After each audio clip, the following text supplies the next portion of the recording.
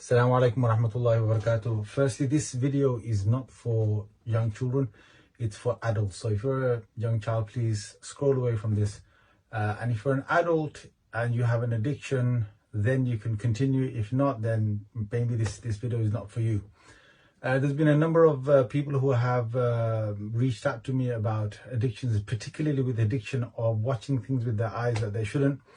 And it becomes a vicious cycle for them that they see this again and again, and then they fulfill their ego's desires, and then they regret it, and then they say they'll never do it again. You know, sinful things that they watch with their eyes, and then they end up having a fard ghusl, if you know what I'm trying to say.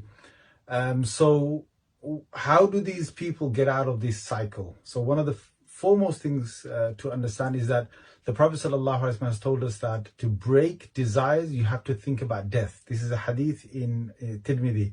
He said, increase the remembrance of the destroyer of desires. And when they inquired what that is, he said, Yani al-maut. He said, this is death.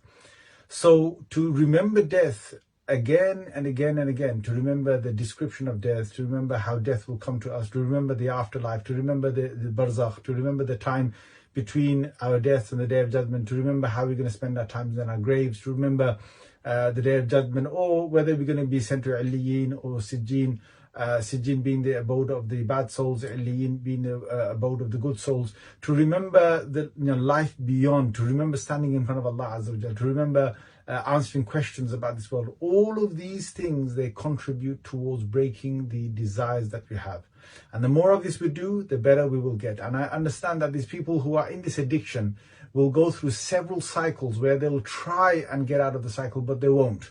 And it's natural, it's completely natural for this to happen. And the shaitan will continue to say to you, you're a hypocrite, or how can you have turned to Allah and now you're back in the same boat again? But look, just continue and continue and continue.